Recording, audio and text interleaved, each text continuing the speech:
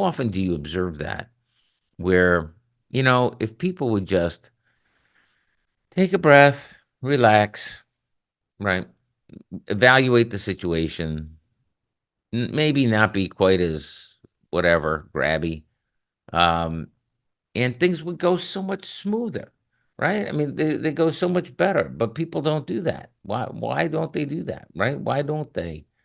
Um, you know, isn't that true though, right? Make things if people seem to pick the most difficult things to do, and it's like, why?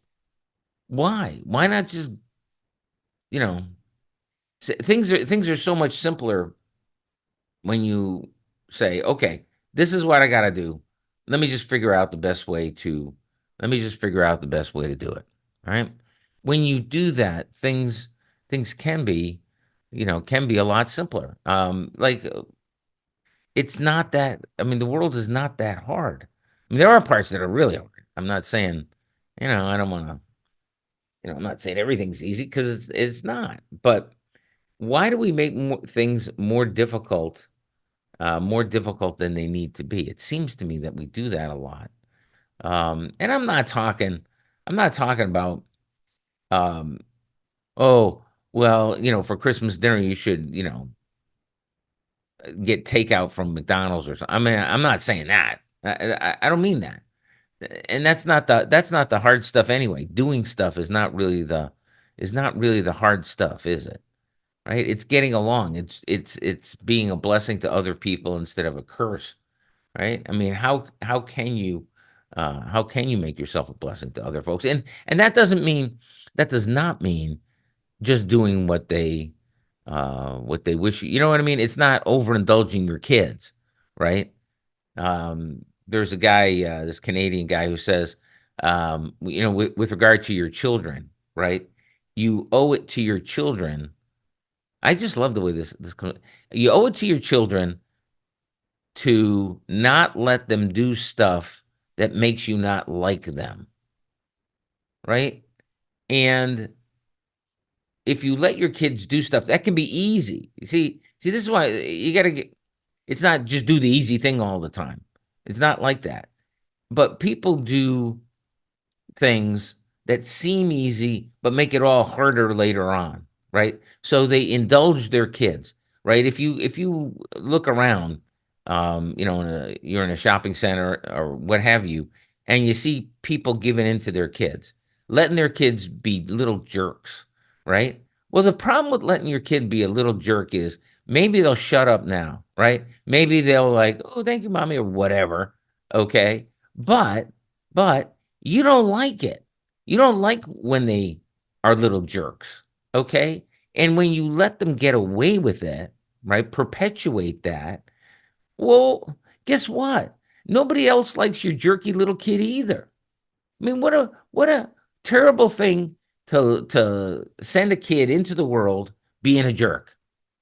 You know what I mean? Where if you did the stuff now, right? At the end of the day, it's so much easier. If they're not little jerks, if they're actually kind of nice, well, guess what? No, you don't have to do all the work later on of putting up with them.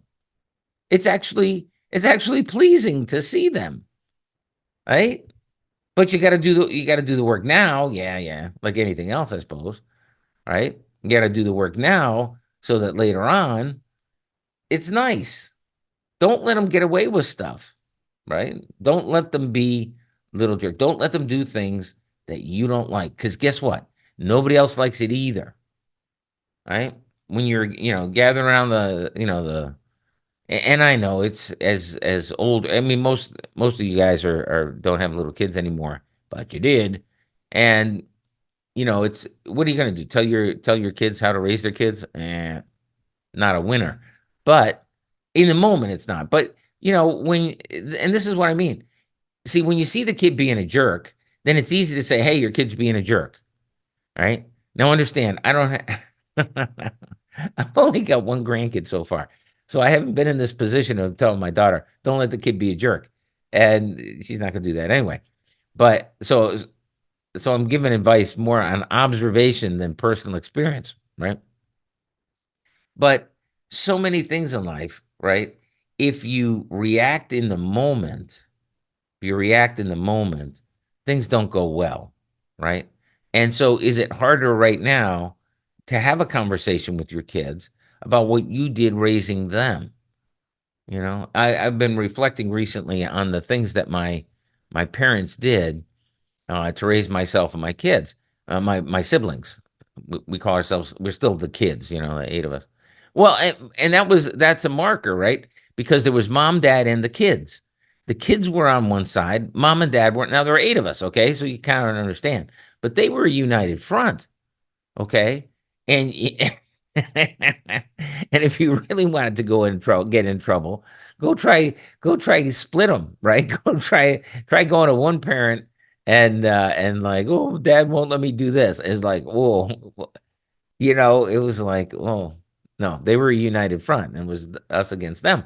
But as I say, when you reflect on it, the things that they did nowadays get you reported. You know, there'd be adult or child protective services would be involved and what have you. And yet, you know, we all turned out pretty good. 8 for 8. That's not bad. So my point is, if you do the hard stuff up front, all right, then you make it easy on yourself later on.